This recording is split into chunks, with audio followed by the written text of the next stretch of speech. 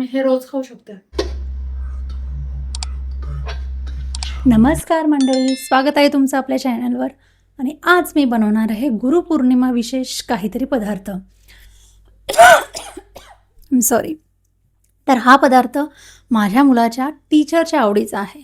तुम्ही रोज बघत असाल की मी मननला वेगवेगळे टिफिन देते, पण मी विचार केला की रोजच का मुलांच्या आवडीचं असावं, कधीतरी टीचर्सला पण त्याला चान्स मिळावा. म्हणून मी काल मननला सांगितलं होतं की जा स्कूलमध्ये विचार तुमच्या मॅमच्या आवडीचं काय आहे नक्की. तर मननने असा रिपोर्ट आणला आहे. ए मनन, ऐक ना, तू उद्या स्कूलला जाशील ना, तर तुझ्या टीचरला विचारशील का की त्यांना काय आवडतं? कारण की आपल्याला गुरुपौर्णिमेसाठी त्यांना एक छानसा काहीतरी पदार्थ बनवायचा आहे. तर उद्या मला विचारून सांगशील? हा. मनन, विचारलंस का रे मॅमला की काय आवडतं ते? हो, मॅमला राजमा चावल आवडतो आणि शिरा आवडतो. ओके, तर आज आपण मॅमसाठी काहीतरी बनवूयात विशेष गुरुपौर्णिमेनिमित्त. चालेल. आणि मी उद्याच्या टिफिनला घेऊन जातो. ओके.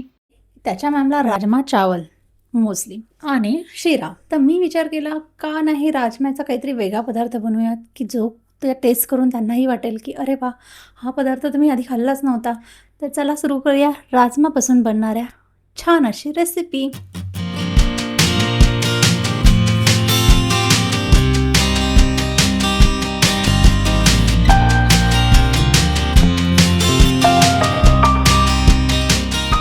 तर राजमा तर चला सुरू टाकून करूया आपण राजमा आणि टाकून ह्यासाठी बनवण्यासाठी हे मी रात्रभर रात्री soak भिजवलेला केलेला, राजमा घेतलाय. 6 ते 7 तास भिजवायचा राजमाच घेतले आहेत. अप्रॉक्सिमेटली राजमा. आता आपण ते त्यामुळे कुकरला छान असा लावूया मऊसर आणि पडतो. एकदम 2 त्यानंतर ते आपण 3 एक 4 कुकर घेऊन त्या आपण कुकरमध्ये आपण राजमा घालणार आहोत. हे मी टाकणार राजमाचं पाणी सहसा फेकत नाही थोडंसं किंवा पाणी कडधान्यांचे पाणी टाकणार फेकत नाही. त्यात एक्स्ट्रा आहोत. पाणी ऍड केलेलं आहे. ज्याच्यामध्ये स्पायसेस आपण ऍड करणार आहे मी.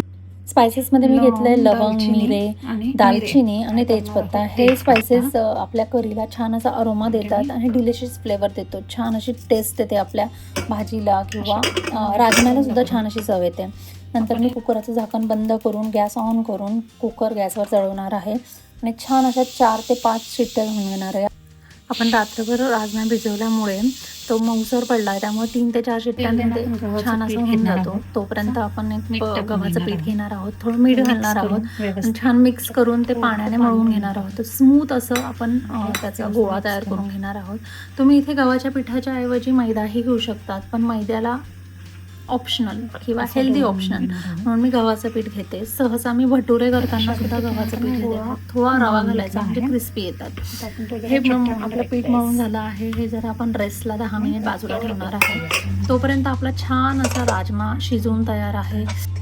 त्याचा तो स्पायसेसमुळे येणारा वास मी तुम्हाला एक्सप्लेन करू शकत नाही, इतका सुंदर येत होता. त्यानंतर आपण एका चाळणीमध्ये तो काढून घेणार आहोत आणि आपण सगळे स्पायसेस त्याचे वेगळे करणार आहोत, कारण की लहान मुलांना ते स्पायसेस देऊ नये किंवा भाजीत त्याचा अरोमा उतरल्यामुळे आता त्याची अशी विशेष काही गरज नसते, त्यामुळे तो बाजूला काढून ठेवणार आहोत. आणि तुम्हाला माहीत आहे का राजमा हा मुलांसाठी किंवा आपल्यासाठी सुद्धा किती महत्त्वाचा आहे, किती गरजेचा आहे. जर तुम्हाला त्यांचे बेनिफिट्स माहिती असतील तर मला कमेंटमध्ये नक्की सांगा. आणि जर तुम्हाला माहिती नसतील तर माझ्या ह्या व्हिडिओची फर्स्ट कमेंट नक्की बघा. जसं स्क्रीनवर दाखवलं आहे त्याप्रमाणे आपण त्याच्यामध्ये बॉइल्ड पोटॅटो, कॅरेट, सम स्पायसेस लाईक चिली फ्लेक्स ऑरेगनो असं आपण टाकून घेणार आहोत. ते छान असं स्मॅश करून घेणार, असं मस्त असं त्याचं बॅटर तयार करायचं आहे, जेणेकरून आपल्याला त्याचे गोळे तयार करायचे. ते गोळे आपल्याला व्यवस्थित बनवता येईल, त्यामुळे पूर्ण असं स्मॅश करून घ्यायचं आहे. थोडेसे राजमाचे तुकडे राहू द्यायचे आहेत, कारण की त्यामुळे त्याला असं छान असं टेक्स्चर येतं. आणि असे छान असे त्याचे गोळे आपण करून घेणार आहोत. हे गोळे आपण सेम जसे बटाट्यावड्यांसाठी गोळे करतो बटाट्याचे, त्याप्रमाणे करून घ्यायचे आहेत. आपल्याला टाकोस बनवण्यासाठी असे गोळे लागतात.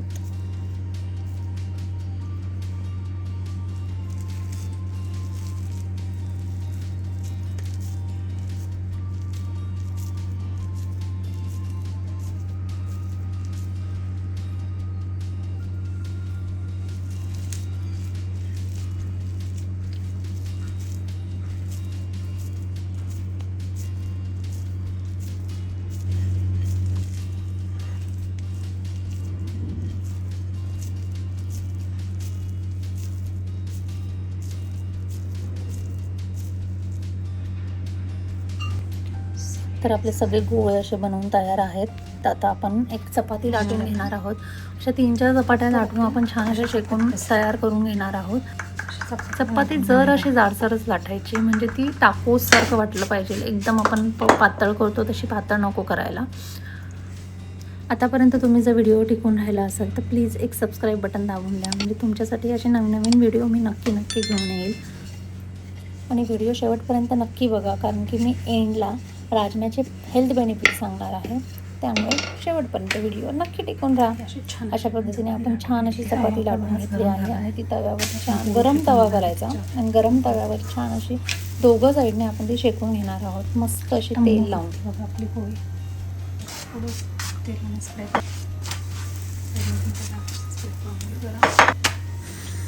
मिनवाईल आपण काय करणार आहोत, काकडी आणि गाजर घेणार आहोत आणि ते असं माझ्याकडे कटर आहे छान, त्या कटरने आपण असं कट करून घेणार आहोत, कारण टाकोच्या आतमध्ये टाकायला आपल्याला ते लागणार आहे.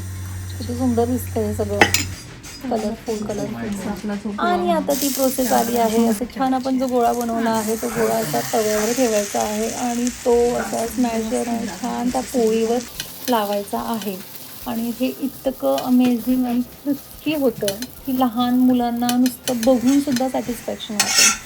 तुम्ही बघू शकतात की जो आपला गोळा झाला होता तो व्यवस्थित चपातीवर पसरला होता आणि त्यामुळे तो छान असा क्रिस्पी झाला होता. मीनवाईल आपण काय करणार आहोत, मेयो, टोमॅटो केचप, शेजवान चटणी असं एकत्र मिक्स करून सॉस तयार करून घेणार आहोत आपल्या टाकोसला लावण्यासाठी. आणि ही चपाती आपण जी काढली आहे त्याच्यावर तो सॉस असा व्यवस्थित स्प्रेड करून घेणार आहोत. मुलांना हे सगळे सॉसेस खूप आवडतात. हे तुम्ही होममेड पण करू शकतात किंवा रेडीमेडही आणू शकतात. आणि त्यानंतर मी एक अमेझिंग गोष्ट केली होती की चीज हे ओव्हनमध्ये टाकून असं छान असं त्याला हे करून घेतलं होतं, मेल्ट करून घेतलं होतं. आणि त्यानंतर आपण त्याच्यात कॉर्न्स ॲड करणार आहोत आणि हा चीजी टाको आपला तयार झाला आहे. तो कटरने आपण कट करून घेणार आहोत. आणि तुम्ही बघू शकतात किती अमेझिंग चीजी दिसतं हे सगळं. चला, मस्त असा टाको दिसतोय आणि आपण आता रिव्ह्यू करणार आहोत, टेस्ट.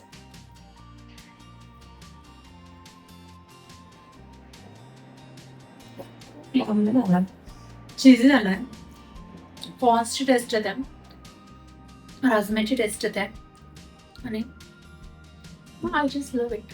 मी हे रोज खाऊ शकते. तर बऱ्याच लोकांना अजून क्रिस्पीनेस असलेला आवडतो टाकोसमध्ये, त्यामुळे आपण काय करणार आहोत, ते जे बनवलेलं होतं ते तव्यावरच राहू देणार आहोत. त्याच्यावर मोझरेला चीज घालणार आहोत, आपण बनवलेला सॉस घालणार आहोत, काकडी जी आपण ग्रेट करून घेतलेली ती, गाजर, कॉर्न्स असं सगळं घालून घेणार आहोत आणि व्यवस्थित त्याला फोल्ड करून तव्यावरच अजून 5 ते 10 मिनिट होऊ देणार आहोत.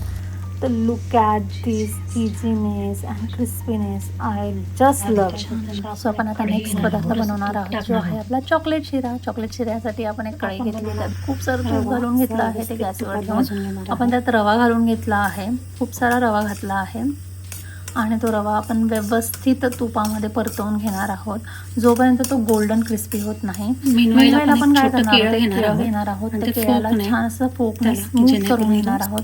केळं जर शिऱ्यात घातलं तर त्याला अजून एक वेगळा अरोमा येतो, एक वेगळी चव येते. त्यामुळे डायरेक्ट शिऱ्यातच केळं घालायचं. आपला रवा हा गोल्डन क्रिस्पी झाला आहे. त्याच्यात आपण ते जे केळं स्मॅश केलं होतं ते केळं घालून घेणार आहोत. त्यानंतर त्याला छान असं मिक्स करून घेणार आहोत आणि त्यानंतर त्याच्यात जराशी साखर घालणार आहोत.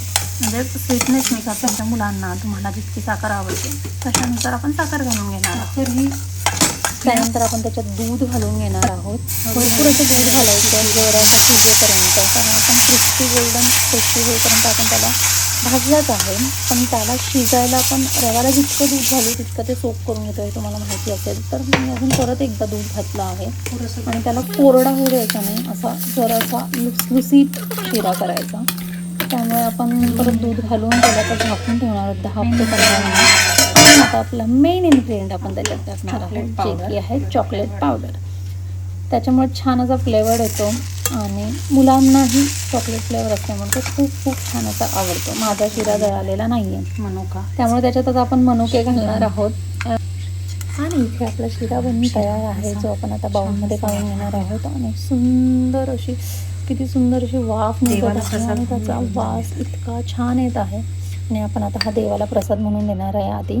आणि मी टीचरसाठी छान असा हार्ट बनवला आहे, तुम्हीही बनवू शकतात. आता चला आपण पटकन टिफिन पॅक करूयात आणि मन स्कूलला सोडूयात. तर त्यासाठी मी आता टाकोस ठेवून घेतले आणि त्याचे फेवरेट असे रोल्स दिले आहेत. आणि आपण शिऱ्याला छान असं शेप देण्यासाठी माझ्याकडे मोल्ड आहे, तो मोल्ड वापरला आहे, त्याच्यापासून हार्ट बनवला आहे. आणि अजून क्रिएटिव्हिटी म्हणून आपण काजूपासून पण हार्ट बनवून घेतला आहे त्याच्यावर. नंतर आपण गाजर, काकडी असं सलाड दिलं आहे आणि ड्रायफ्रुट्स दिले आहेत काहीच टिफिनमध्ये. हा असा टिफिन खाल्ल्यावर टीचरला का आनंद होणार नाही.